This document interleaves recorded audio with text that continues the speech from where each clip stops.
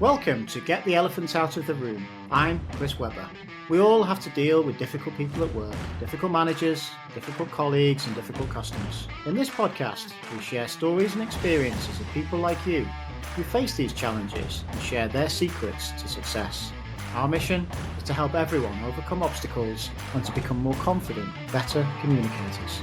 So sit back and relax while we unravel the mysteries of another difficult person. Today, very pleased to have Anthony Carter join me on the podcast. Anthony is Vice President, Global Sales at Nanpower Semiconductor. They're an early-stage semiconductor manufacturer where he leads global commercial execution and helps build the processes and partner motions needed to scale the business.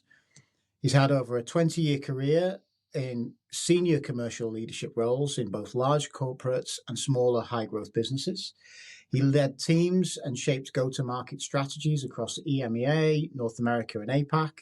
And his background experience has seen him involved and often leading complex commercial and technical negotiations, where contracts and deployments span multiple sites, countries, and stakeholder groups. He's often involved in distribution partner ecosystems and in global supply chains. Anthony's recognised in his industry for building and developing high-performance teams, which is why we wanted to talk to him today. And his cultures are built on trust, clear standards and accountability, and of course, handling difficult conversations early and constructively. Thank you, Anthony. Welcome to the podcast. Thank you, Chris. What a great introduction. Thank you very much. It's a pleasure to be here. So tell us, what are you working on right now, Anthony? Where are you focused your energy at the moment? Well, for me, Chris, I'm with a semiconductor startup, so an early technology startup, and we're pre-revenue. So at this moment in time, my role and my objectives are building the commercial bench strength to take the product to market through multiple channels, through multiple sales organizations, and through multiple partners across the globe in the three regions where we see high potential and where the market will support us, such as the US, Europe, and the Middle East and the Far East. Exciting times, and I guess a strange place to be sitting as a commercial person, as a revenue person, without revenue. We were so used to having the day job to do, and I guess it's a luxury to be able to be building the infrastructure around you before you have that expectation and pressure. But I imagine it's a bit weird. Yeah, so I'm one of those individuals where the first thing I used to do in the corporate world was look at the sales numbers for yesterday. So waking up in the morning and feeling the pressure of a different kind of KPI, which is scaling, which is difficult to quantify sometimes, is very different. Yeah, no, I can imagine it. Are you enjoying it? Is it a place you're finding your feet and comfortable? Yeah, it's very different. I mean, after spending, like yourself, some time in the corporate world where there is a pace, there is activity, there are departments, there are other colleagues that you can rely on. And in a small scale startup like this, if you don't do it, it doesn't get done. But I guess what comes with that is the feeling that everything that you do is making a difference, and even the small steps that you make on a daily basis aggregate very quickly into sizable changes in terms of the go-to-market strategy, who you're talking to for distribution. And what's really pleasing for me is the feedback you get from those partners who really want to get on board with you. And I have to say that I've been really impressed with the quality of the conversations and how far we've come in a relatively short time. So, we're destined for bigger things. Absolutely. And when you say small, how small are you at the moment? Is it a very small team? What are the numbers you've got at the moment? Yeah, we're sub 30 people at the moment, and what we have is a technology that is unique. And for anybody that's listening that's ever worked within the semiconductor space, the design of our semiconductor is a tricky semiconductor to have designed, which is what makes it unique and creates a high level of intellectual property. but we've got some very smart people within our organisation, and the majority of the colleagues that we're working with are actually in the design of the semiconductor based in our design office in Porto, in Portugal. So that they've almost done their bit. Now it's the piece that takes it to market, and we get some revenue. Very nice, very nice. Let's turn to talk about difficult people at work and difficult challenges. I'm sure you've got a few ahead of you as you come to launch, and I imagine. Did you say you're building a distribution network here? So you're going to be working with partners. Yes, that's correct. What's traditionally the most effective way of addressing large scale customer interaction is through distributor channels that are technically competent, that can take the product to market on our behalf and talk to design engineers. And we've purposely made the decision to be working with partners that have that level of technical expertise. So we're very deep in the organizations of the and the infrastructure of the companies that we're working with around the globe. And I think this is, I mean, it's not an unusual model. I've got a number of clients that I've worked with over the years who operate distribution programs in various different industries. It's a very common system to take with. Lots of people take it because it seems relatively easy. You buy into an existing infrastructure and you know into their channels of communication and supply, etc., etc. But it does come with its downsides, and the downsides are you're working with a partner who doesn't necessarily see the world the way you see the world, who doesn't necessarily operate in the ways that you want them to operate, have different priorities than your particular portfolio. How are you navigating through this as you start to communicate with partners and start to look for the right people to join you on this exciting new journey? Well, you're quite right. I think we are little old nanopower. We're not a world force or a world brand when it comes to carving out mind share with some of the partners that we're talking with. For me, being effective in those scenarios is cascading the information and creating some excitement and buzz and making it really simple for their sales assets and their sales partners to be selling our product. And with that comes a lot of training. It's a lot of presence. It's a lot of incentivization, and it's making the whole process easy. If we can make selling our product easier than selling not a competitor's product, but maybe a one that has more mind share, then that's where we're going to win. Sounds easy, doesn't it? It absolutely does. If only. Yeah. And then you're going to layer on top of that, I guess, cultural differences, cultural changes, and global international politics. I'm sure that's at the heart of some of the thinking you guys have. You know, your technology that you're working on is very in the news at the moment. Yeah, you're right. If we look at the macroeconomic influences that we have today, and we look at the US and we look at China, we're probably in the best place in Europe, which means we can quite easily, I say easily in inverted commas, work with China for designs and work with the US on brand new designs for their end products without having to get into the China versus the US politics that we have. We're kind of like Switzerland in the middle of this, hopefully. But no, but it's interesting because I think to me, that's a good strategy for dealing with difficult people. There's a sense at times of, do we need to pick a side? Which, you know, how do we pick a winner or a loser? And I was reading about Napoleon in the past, and I found him an interesting element. And there's lots of debate about his early life and things that he did and things that he didn't do. But he was obviously coming to fruition during the French Revolution, and one thing he didn't do was pick a side. He was very neutral. Whilst he was in the army, he didn't pick one side or the other. And there's an argument which is that allowed him to be able to navigate both sides, not to play both sides necessarily, because it sounds too manipulative. And maybe he was doing that, but there's a sense of navigating the space in between, and that to me is a really solid strategy, and it's a time-tested strategy. That it's not that you're against either one, you're not playing people off against each other, but you're navigating the space that exists between them and finding how you can best operate on both sides of the fence. I like the Switzerland idea. Yeah, wouldn't it be easy if it was as simple as that? I, there are challenges. I think that if you look at the global state of the electronics industry and components, it's a shifting sands, and all of us within our personal lives have seen the effect of semiconductor shortages or component shortages. When if you remember the car situation, automotive situation, just coming out of COVID, where lead times went out because of the semiconductor shortage.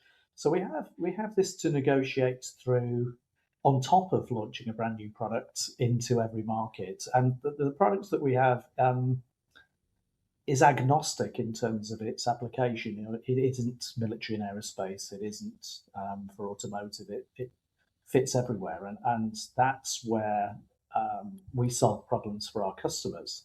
And that's where we don't need to take a side. If we can make our product available, talk about the benefits to our end customers that are eventually going to be designing this into an end product, then providing we have the right distribution routes, we have the right focused sales partners around the world, we can access the markets that naturally align to our problem solving, or we're able to push deeper into the verticals that are our choice.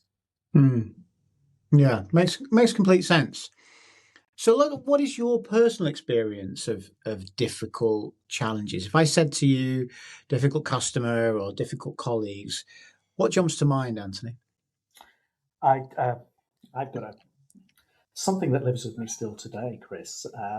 Early in my career, I was working for a electronic component manufacturer that was involved in memory. And as part of that company's journey, we acquired a very large piece of business from another manufacturer. They'd carved out some of their non-profitable business, and we acquired it. And with that acquisition came a very large customer that was already using that product, and they transferred that customer to us. Little did we know at that point that they were selling this product at a loss to this customer in the millions every year. And they were using it, great British phrase, as a sprat to catch a mackerel. They were using this product to gain access to the more profitable parts of their business. We picked it up, best intentions, had a very short meeting to understand that we were about twice the price, that they'd been enjoying this product for some years.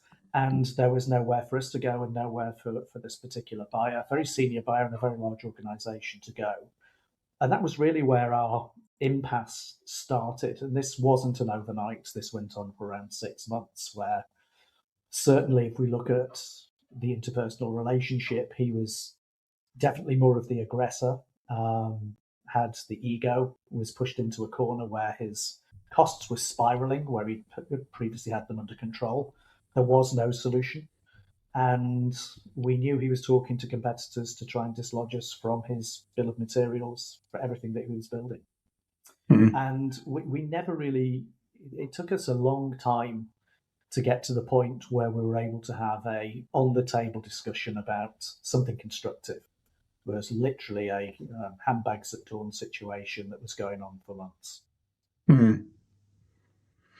And so I want to dig into this a little bit more, because I don't think this is that unusual. I think that, I know plenty of organizations who divest brands and look to find people who want to pick up these products, and they see them as opportunity. They see them as something that doesn't fit to our portfolio that might fit with someone else's portfolio.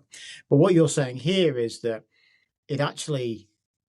it was a shock for the key customer, for one of their largest customers, that they hadn't even really understood that it was being sold at a loss to them.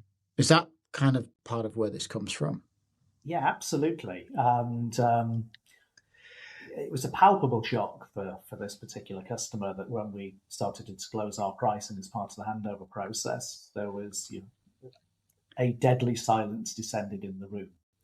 And yeah, exactly. He was in a situation where all he saw was the buy price.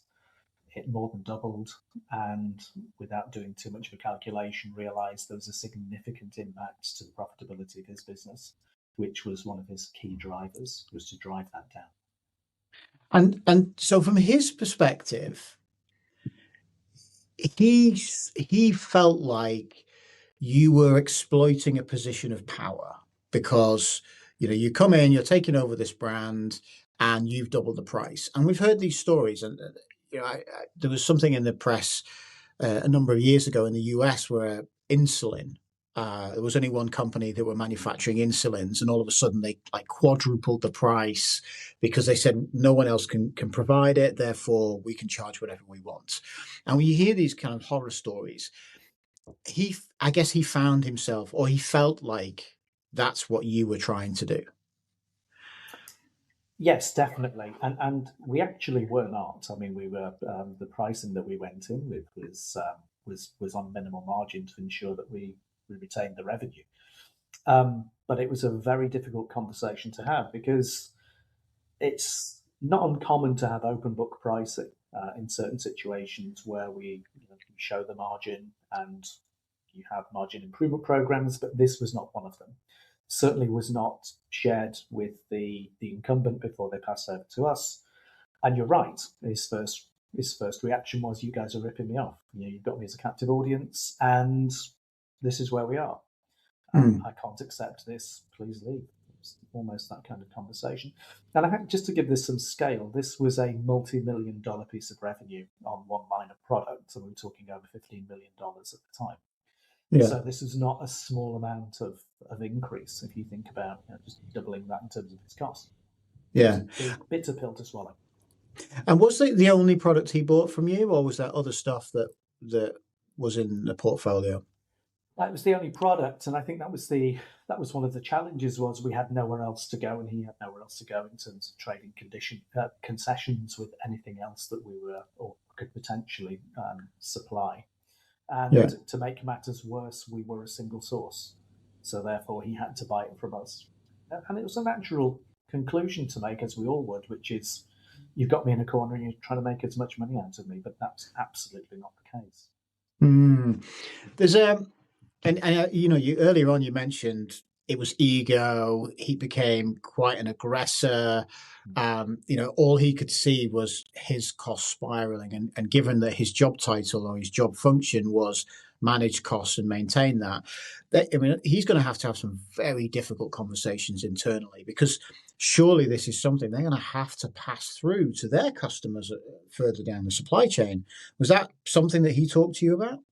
It took us a while to get through the initial shock or the initial way that he handled it, and that didn't go away in his behaviours. And look, if we think about his behaviours, Chris, he all of a sudden, from being in a position where he was relatively in control of his cost base, he was in a position where he'd lost control, and everything that we saw was his threat response. He'd lost his ability to have any predictability.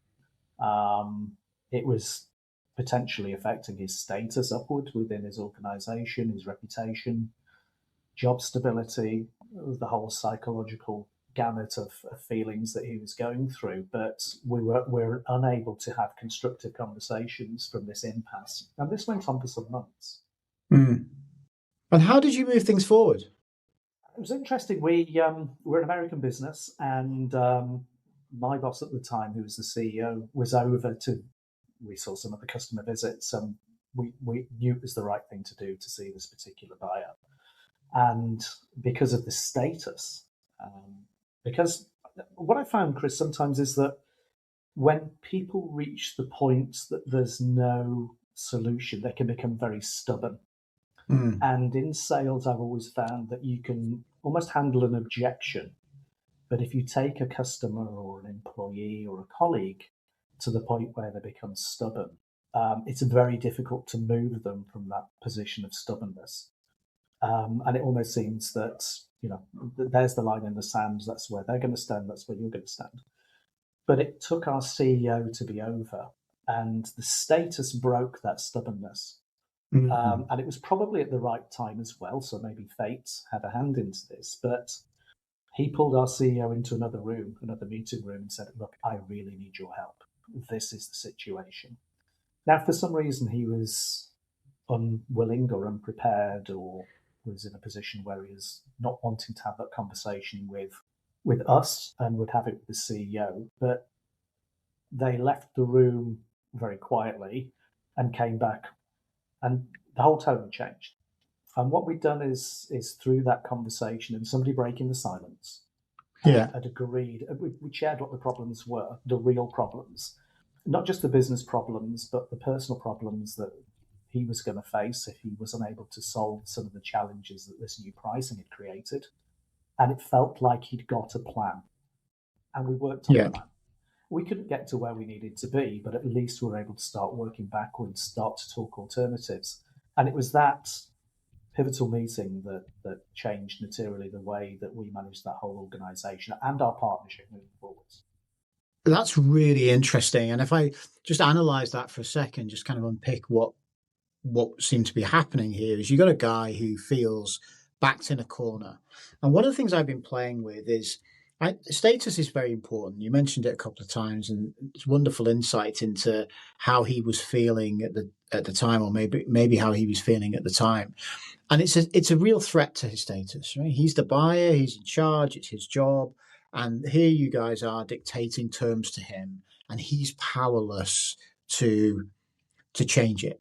And the challenge that he has there is that, yes, suddenly he's found himself to be powerless, and we react emotionally. We get into that defensive mode and want to protect our status, and we want to show people that we are important and we are valuable. And the other thing that matters here is there's another thing that drives us, and that's visibility. So if we think about, what is this going to help my status? Is this going to damage my status? There's a guy who is in a situation where it damages his status, right? He's lost power. But it was so significant that it was also visible across his organization. This wasn't, a 5% price increase that he can bury somewhere else because he can make some gains in other parts of his purchasing. This was so important that everyone noticed. And so then it drives even more, because across his organization, people are going, wow, we need to do something about this. This is probably a big problem. And when things fall into that box, the box of damages my status and other people can notice it, then it's a problem I have to fix now. I have to get it done, because if I don't, this is like a existential crisis.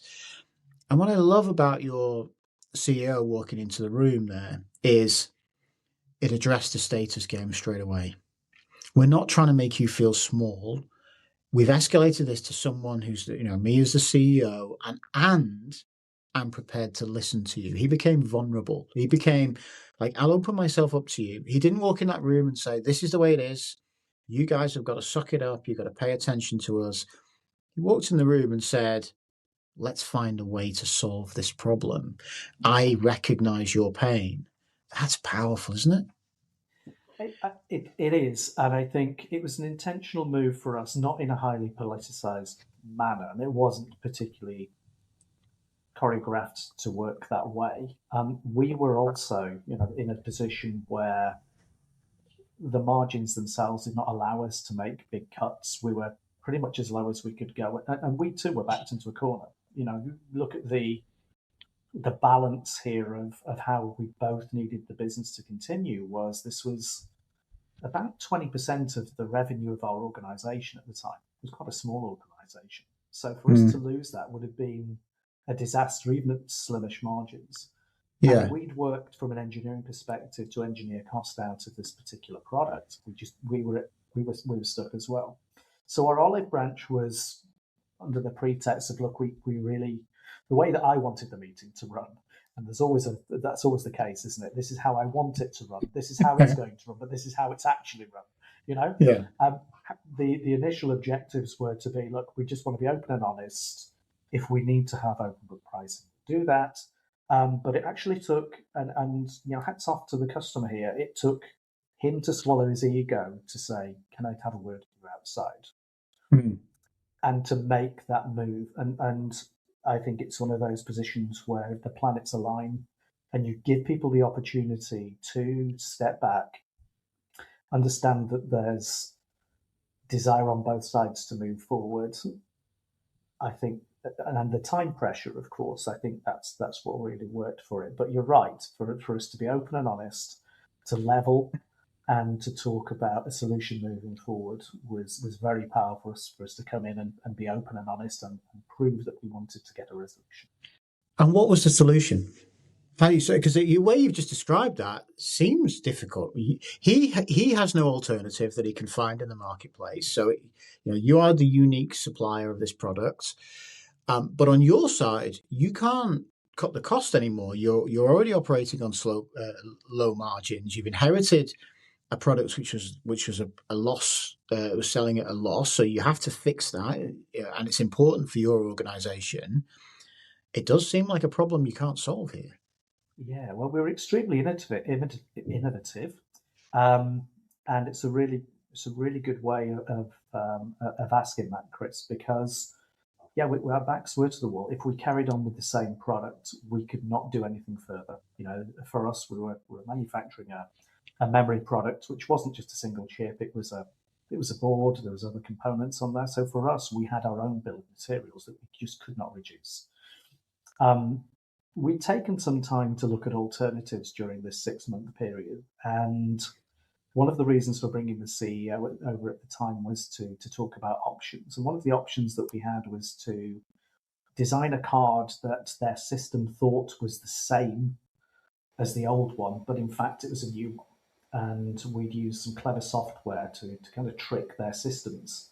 We called it a universal solution, that it looked like the old one, even though it was a new one. And on the new board, there was a reduction in, we're using the latest chips, which were cheaper, they were faster, there was some performance.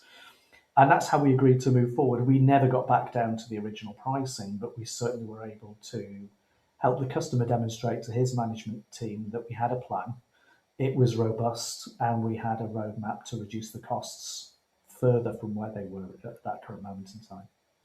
So effectively, you created a new product. You Correct. reinvented something. Yeah, correct. And it was in collaboration. So, if we look at the whole process, after the handover process, we'd gone through a period of conflict, we got through a period of standoff, we got to a point where we just did not know how we were moving forward. And yet, through that whole process, we embarked on a partnership model which went on for many years with shared objectives. And it moved away from a transactional piece of business to one that was built on trust, on agreed KPIs and shared ownership for solving this solution. So, in my career, I have to say this is one of the most difficult situations in terms of conflict to manage, but actually turned out to be one of the things that I talk to my salespeople about when we're demonstrating how partnerships can make a material difference to a business relationship, both in longevity and value for both parties. It's a wonderful story, and I'm curious: was the solution that you came up, the product, was that something that you could sell to other customers, or was it still a very targeted solution for them? We actually sold the concept of that product to other customers as a solution, but that one was actually bespoke to this particular customer. But it was beneficial to all of us to start to think about, well, if this customer has got this problem, there are other customers that will no doubt have this problem as well. How do we engineer a solution for other people? So it also changed the way that our product maps worked, which were generally based on faster memory, different form factors, to actually problem solving rather than producing products that could be mass market. Yeah. No, I was just curious because I think it's you can kind of you could see the solution being, oh well, if we find something that solves a problem, a bigger problem for everyone. But actually, your start point was we need to solve this problem, and then it started to open up into perhaps other people are struggling with the same kind of idea as well. And I think that's really interesting. And I no wonder it's a story that you tell continually with your teams now, with your sales teams now, because I think it's just a wonderful example of doing something. And people often ask me, "Oh, I aim for the win-win, Chris. That's my approach to dealing with customers, and I look for the win-win." It's rare that I've heard anyone genuinely tell me an example of a win-win, and I do think this is a genuine example of a win-win solution because it, for me, a win-win has to solve a different problem, if that makes sense. It's a shared problem. His problem is margin on or cost of acquisition. Your problem is margin on the products you're selling. That's an intractable problem. Like this is either side of the same coin. What problem can we solve that helps us with those? That's where there's a genuine win-win, and that's exactly what you did here. Reimagined the ideas. Yeah, and it's interesting. I think in sales and the commercial world, very often we enter into customer negotiations expecting that we know what the win-win looks like. Mm. And in certain situations where you've got your bids and tenders, or there is a clear-cut objective that the customer is looking to achieve really early on, they're quite rare when they're actually truly valuable for both parts. It's very simple for any customer engagement for you hit me this price point and you can get an order. That sometimes doesn't feel like a win-win because that's a customer saying that this is the price point I want. That isn't necessarily a win for the supplier. Mm. I think there's a lot of engagements with customers where we're talking about long-term engagements where the game is set out really early on. Here's the parameters of being able to be successful in this commercial negotiation. But in reality, if you enter into a longer term contract or relationship, they change during that relationship. And where you're able to demonstrate these win-wins, like we've just demonstrated, it doesn't have to be large scale. They could be, incremental wins. That's where the true partnership occurs. And it's normally partway through a contract or partway through a negotiation rather than being right up front. And it's interesting, I think, to reflect on. We don't normally recognize that as part of the sales process. We enter into these negotiations or discussions really early on, expecting that we know what those mutually beneficial parameters look like. And in actual fact, we don't. Yeah, I absolutely agree. And I think that it's about layering on different aspects and creating your customer strategy based upon that. And it's interesting how you said you started with what was quite a transactional relationship, a buyer seller, and very conflicted, lots of challenge, to a genuine, long lasting partnership. And I just want to unpick that a little bit because I think that's the goal. I hear a lot of people say to me, I want to build strong partnerships. I want to move away from transactional deals. And the difficulty is, as you said, they start these conversations knowing or believing that they know what the win-win looks like or what that solution looks like. And because you didn't, I actually think the journey is what takes you to partnership, because through that journey, you looked at different ways of solving a problem. The problem exists. There are 5 approaches you can take. Approach number 1 is compete. Tell them that's the way it's going to be. We're making money, and it's their problem if they need to solve it. But the effect of that is going to be to further damage that relationship, further damage the ego, and probably accelerate any plans that they have to ditch your product and switch away. Like if they're thinking about it, they're gonna try and do it faster. Another approach is compromise. That wasn't an option for you. You couldn't reduce your prices anymore. You'd already tried to solve it that way. That's not going to work. The third way is to accommodate them. Well, you can't really accommodate because you need to make some money and you need to sell it, and you can't continue to sell it at a loss. So that's not an option that you had. And then the fourth option is to delay it. Well, you could delay it if you wanted to, but the truth was it wasn't going to take you anywhere. You were still, the problem wasn't going to change by waiting for 3 months before you solved it. So you're left with, we genuinely need to solve this problem. and be creative on how we do it. Find a collaborative solution. And then you got to think about, how's this guy feeling? He doesn't want to engage with you on a creative solution because his ego is pricked. He's looking right now under a lot of pressure from his colleagues. His status in the organization is under threat. So how are you going to build enough trust to have an open conversation? And that comes from where you then decided, let's be vulnerable with this. Let's share with him some information about what we're doing, about our pricing. Let's open this up. And sitting together to resolve this problem, because I guess you needed their cooperation to help you develop these new cards. That journey created a relationship of credibility, expertise, shared value, and openness that just became long lasting.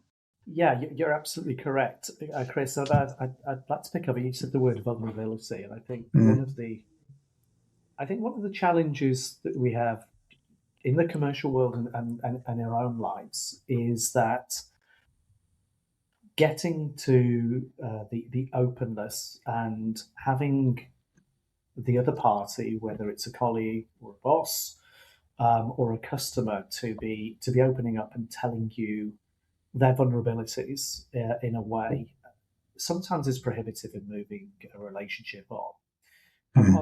If I reflect back on that particular example there with the customer, he wasn't allowing himself to be vulnerable. He was absolutely on the back foot, caged tiger, painted in the corner. There was never a human conversation. And I'm sure we've all seen this in our own professional lives and our personal lives, where, okay, well, tell me, what is the problem? What is the one thing that I can do for you? Can we talk about this in a way that we move forward? We never really got to that point until we had that epiphany moment when our CEO was in the room with him. And very often in sales, I'll teach or I'll recommend the people that I'm working with that we ask a certain amount of killer questions. And some of the killer questions are when people are comfortable, when they're disarmed, and you can have a constructive conversation, such as, if we're looking at this engagement, what's the most important thing to you, Mr. Customer, about this engagement? And the customer has to be in the right place to answer that question properly.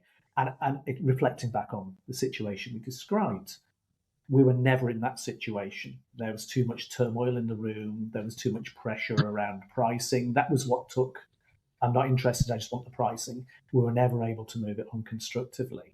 And it's interesting to see those behaviors never changed. And as I say, you're talking about, the stubbornness.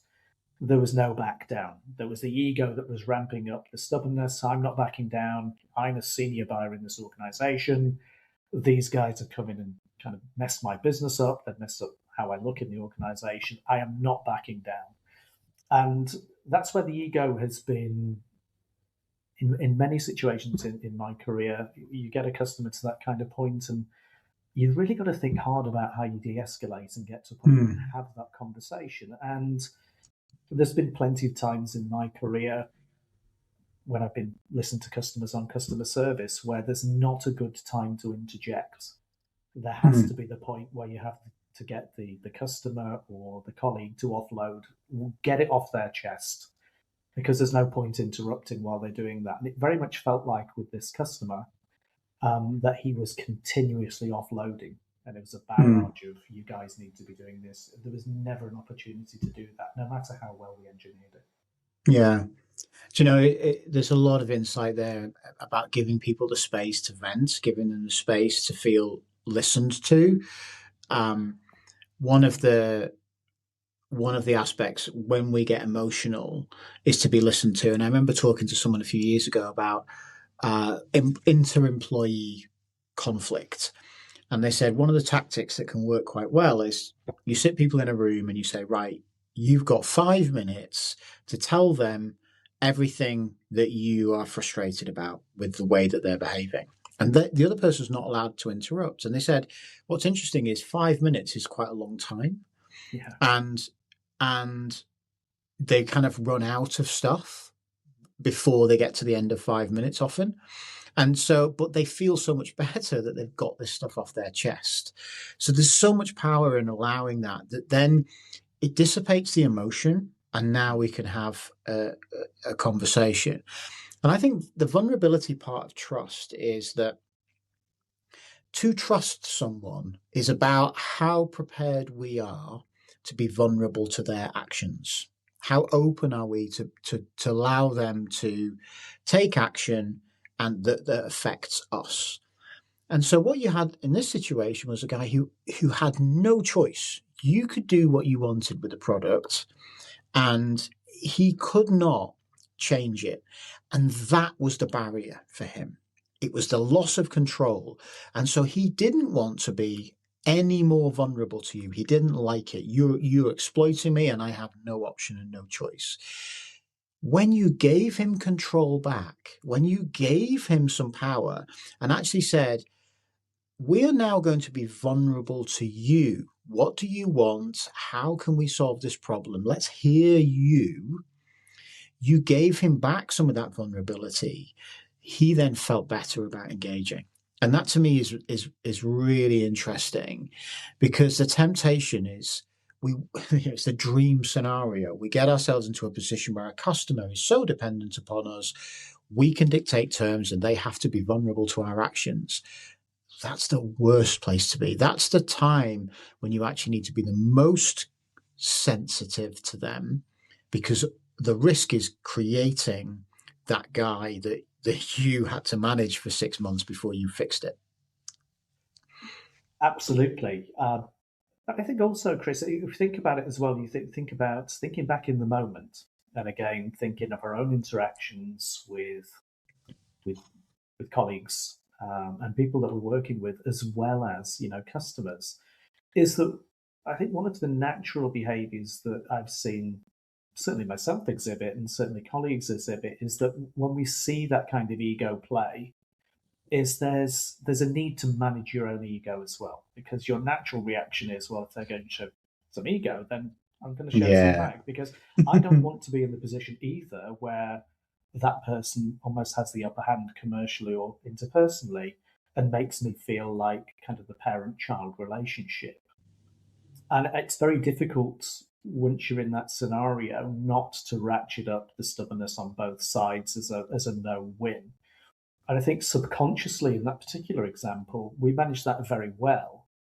But I just wonder how many times in our personal lives do we not realize that that's happened, and we don't create like a fairness narrative about this is why we're talking like this. We want a positive outcome, that we all become stubborn. We all revert back to our egos and fold our arms and start having tough conversations, and starts to affect the culture and the way that we work together. Yeah, I think so. I do think so. And I think that I was talking to somebody this week, we shared a coffee, and we were discussing corporate organizations and how important protecting our own status becomes in corporate organizations, and organizations, dynamic young organizations like the one that you're working for, are so hope filled, creative, flexible, adaptive, because at that point you have everything to gain.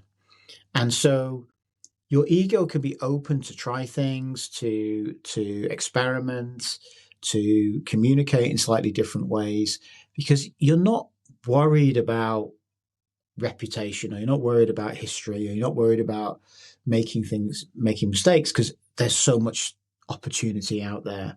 And I'm curious about, have you seen at what point people shift from that hope and that optimism towards just kind of making sure I'm not seen to be blamed, or making sure I'm not seen to be too responsible for problems? Yeah, well, for us at this moment in time, for what you described as a champagne problem for us, because that means we're succeeding. So we're looking forward to facing that challenge. If I'm honest, I've not seen that shift in the past. I think interpersonal styles, even in startups, you can identify how you're working with individuals, and I think as you become more and more complex, you're probably going to pull more severe or more pointed aspects of those individual interpersonal styles out.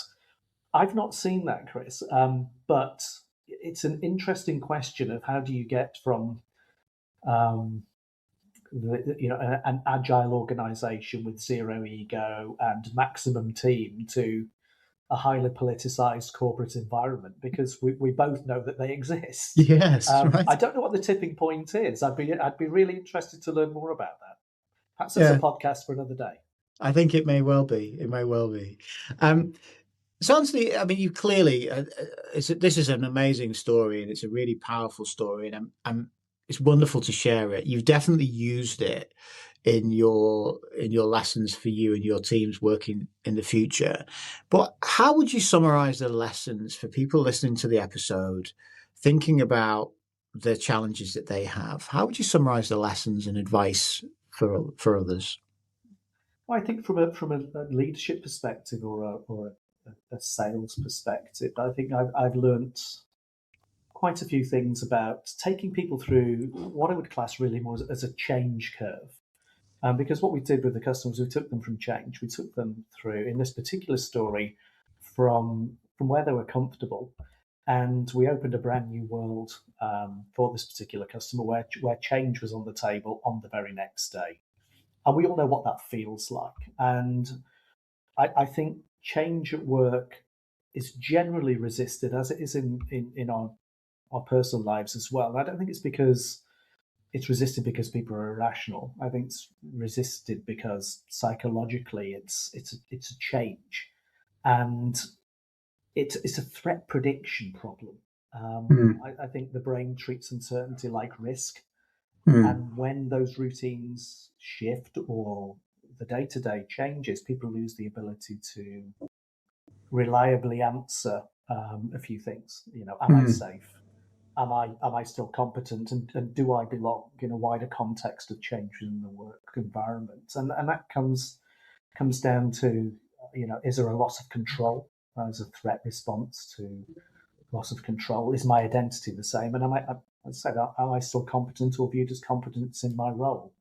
mm, And different people are in different places in terms of accepting change. And part of the role for us in leadership is to reduce the uncertainty, and take people on that journey with us, whether it's a customer or our colleagues. And I've certainly been involved in many organizational restructures or large changes in corporate environment where people feel threatened by change.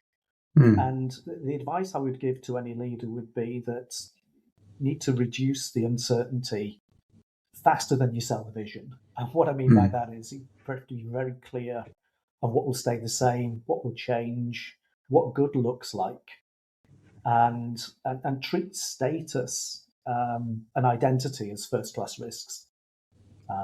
Some people may worry that their experience is irrelevant, that they're being overlooked, that they've not been consulted on any change, um, and make that learning curve um, publicly available. Talk to people about what the changes are going to be.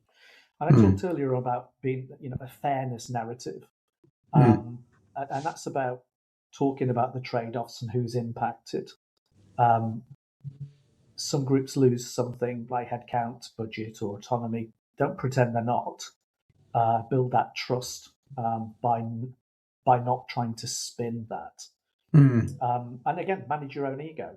Certainly, I've been in situations where I've had to present that change is coming, and you can see who's going to be on board and who's not by body language and the questions that are asked. And it's very easy as a leader, because you always have to win as a leader. That's what you're taught. You are the parent in the room, and the the colleagues sometimes are treated as the children. You're paid to lead, but mm. I think managing that ego and not getting into a conflict situation and remembering that your role is to bring people on the journey with you is one of the lessons that I think we have to learn to be successful leaders. think that's wonderful advice, Anthony, and I really appreciate you sharing it. Thank you for joining us on the podcast. It's been a really interesting conversation and so many lessons and insights for people to take away. Thank you. I appreciate you sharing everything. You're welcome. It's been great to join you, Chris. Thanks for listening. I hope you took away some useful insights. Join us again next time when we unpick the behaviours of more difficult people. Until then, take care and see you soon.